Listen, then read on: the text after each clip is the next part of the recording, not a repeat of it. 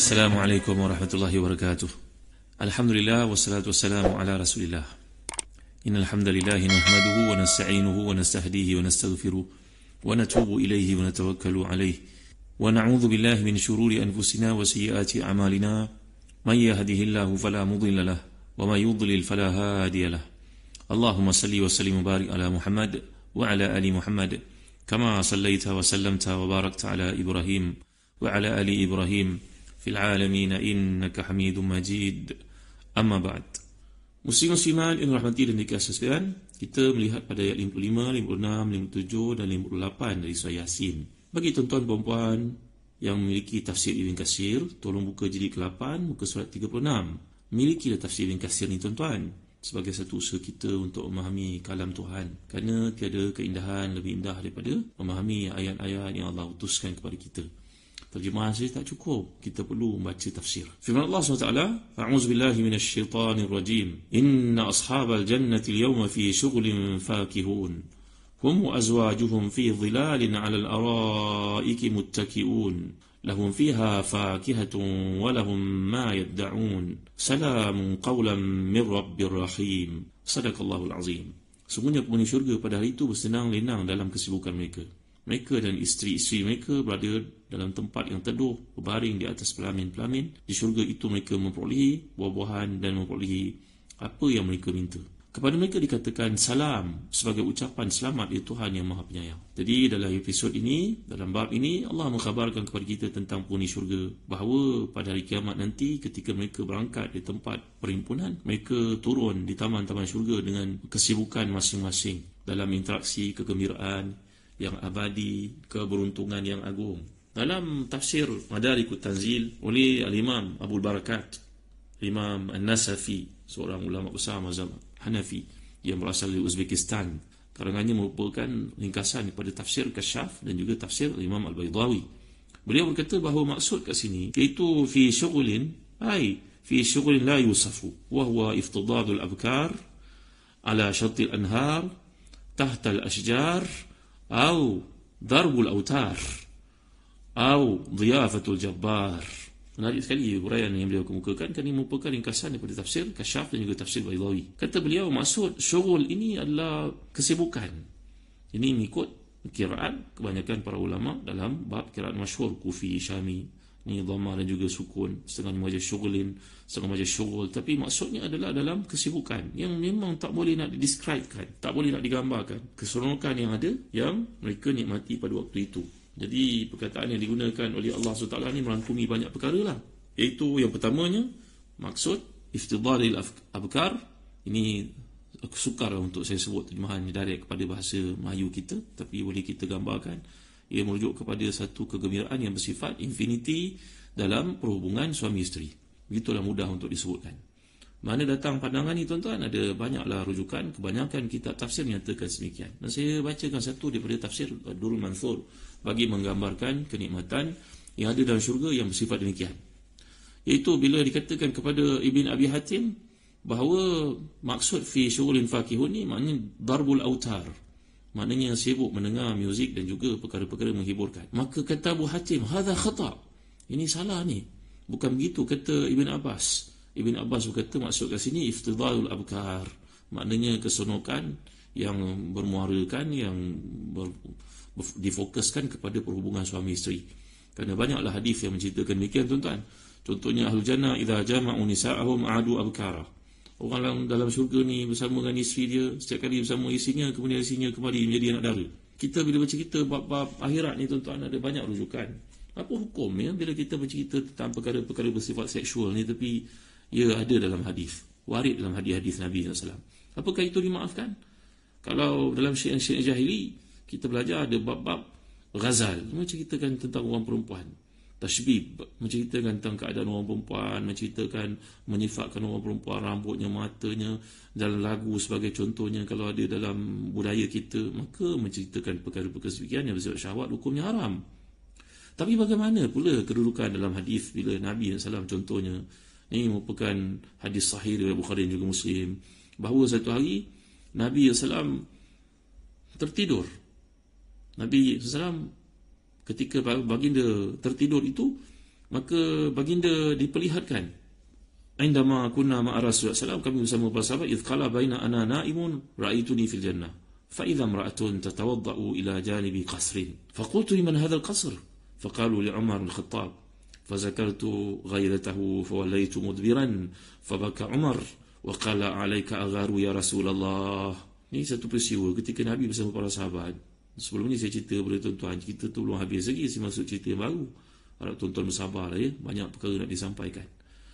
Maka Nabi menggambarkan aku tertidur. Tiba-tiba ketika tertidur tu aku pun melihat dalam mimpi aku, dan mimpi seorang Nabi merupakan wahyu. Hadis merupakan hadis sahih seperti yang saya nyatakan tadi, riwayat Bukhari dan juga Muslim.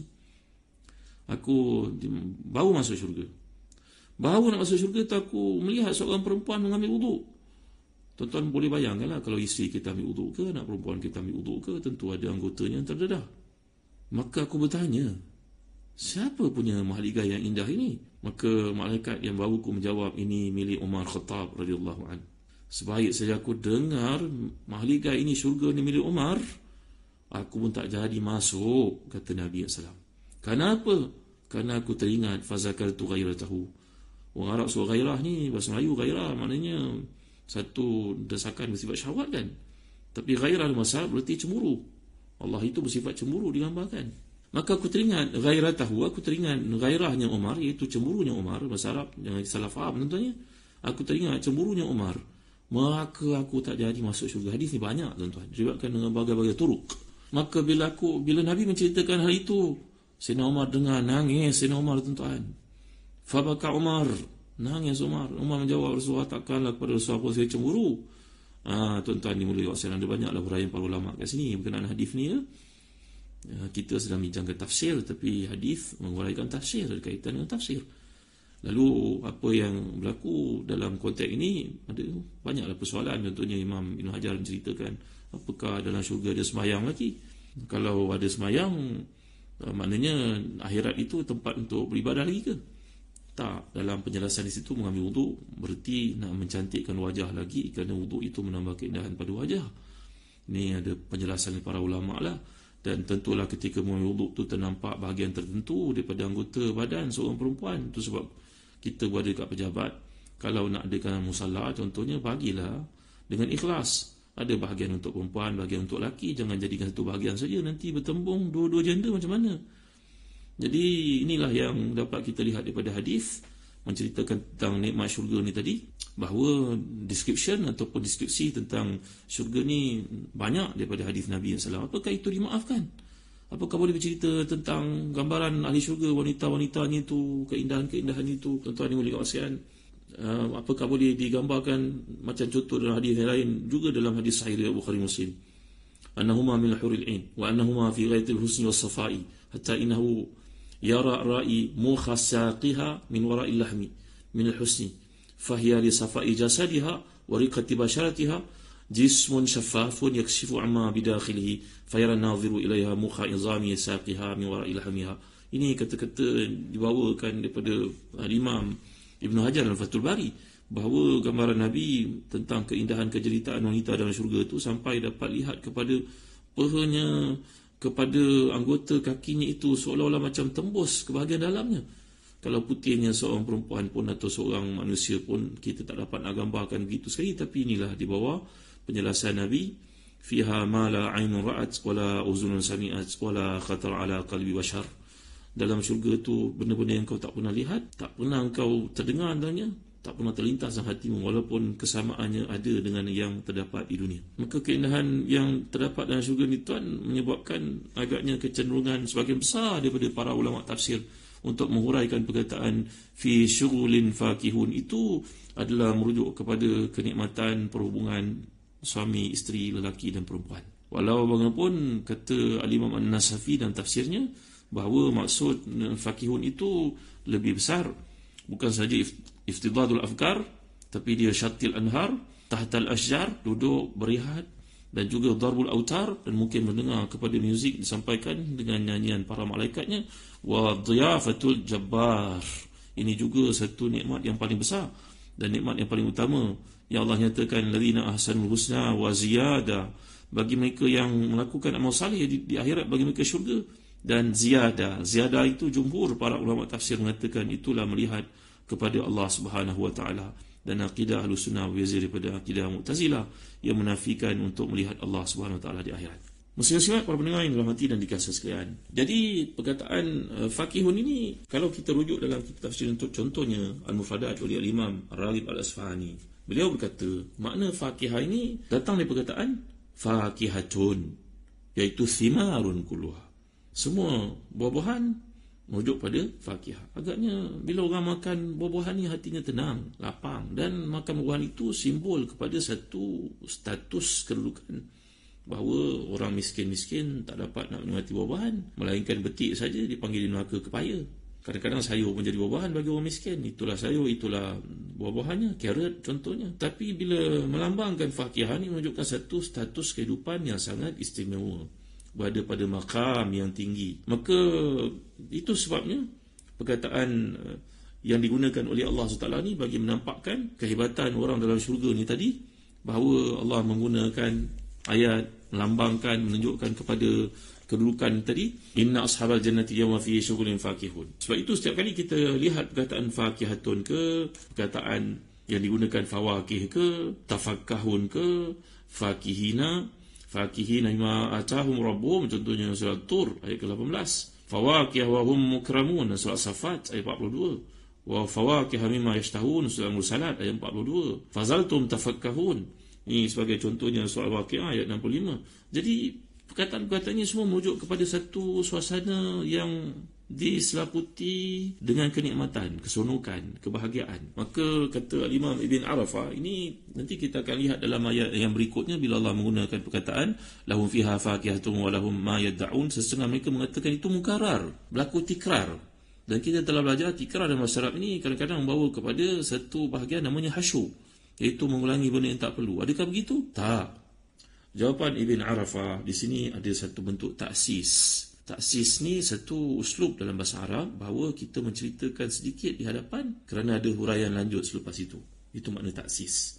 Jadi makna faqihun ini muna'amun. Sebab faqihah ini, kata Ibn Arafah, dia biasanya merujuk kepada status kegembiraan dan juga klimaks kenikmatan dalam kehidupan. Bayangkan, kita pergi ke hotel yang kelas, pergi ke program-program orang ternama, maka apa yang dibawa kepada kita? Buah-buahan kan? Yang mana kita nak beli pun mungkin tak cukup duit. Lihat saja sebagai contohnya, sebiji buah itu harganya mungkin berapa dolar, berapa ringgit. Maka dengan sebab itulah Allah menggunakan perkataan ini dua kali. Kata Al-Imam Ibn Arafah dan tafsirnya, bahawa itu satu bab daripada taksis. Jadi janganlah difokuskan kepada nikmat itu terhad kepada perhubungan suami isteri semata-mata, seperti yang disebut oleh kebanyakan para ulama tafsir di kalangan Qudama. Klasikal terjemahan kita akan lihat tafsirnya merujuk kepada perkara semikian. Kerana mungkin juga pada zaman mereka dulu pergaulan banyak terhad dan juga terbatas, maka perkara-perkara semikian mereka ceritakan dalam satu bentuk untuk memperingatkan golongan pada masa itu, jangan bimbang, jangan risau, walaupun di dunia kau tidak menikmati itu semua, tapi di akhirat besok kau akan diberikan segala benda yang engkau kehendaki. Cerita tentang syurga ni memerlukan kepada muhadarat, tuan-tuan, memerlukan kepada classes, memerlukan banyak sesi untuk kita huraikan. Tapi madailah untuk kita fahami perkataan faqihun ini merujuk kepada satu nikmat yang diberikan oleh Allah SWT, bahawa nikmat itu bersifat istimrariyah, bersifat berterusan, tidak ada noktahnya. Maka masing-masing sibuk dengan apa yang mereka lakukan, yang telah disebut oleh Al-Imam An-Nasafi tadi, bahawa ifdal abkar ala syatil anhar tahtal ashjar wa darul autar atau diyafatul jabbar. Dan nikmat yang paling besar pada hari itu dalam kesibukan mereka, kerana di dunia mereka sibuk tapi kadang-kadang penat. Ini juga satu fakta yang menarik dikemukakan oleh Al-Imam Ibn Arafah. Kita buat kerja kat dunia, sibuk ayah, malam boleh balik. Pagi kita belum bangun tidur, dia dah keluar. Balik, kita dah tidur. Sian ayah, penat dia kerja. Tapi syurul yang ada kat dunia ni, tuan-tuan, memenatkan. Kadang-kadang mati, tengah-tengah bekerja pun ada. Banyak kes berlaku. Tapi kat akhirat tidak. Ini satu busyra untuk orang beriman. Bacalah ayat ini, tuan-tuan. Itu sebab seperti yang saya nyatakan, kata Imam Al-Biqai, kata ramai para ulama tafsir, Dr. Ahmad Naufal, agaknya ini sebab bacaan surah Yasin ini digalakkan dibaca ketika kita mengalami tekanan, Kerana bagi orang beriman bila membayangkan ayat ini memberi keseronokan dalam hati emosinya. Wallahu a'lam wa sallallahu ala sayyidina Muhammad wa ala alihi wa sahbihi wa sallam. Walhamdulillahirabbil alamin. Barakallahu fikum. Wassalamu alaikum warahmatullahi wabarakatuh.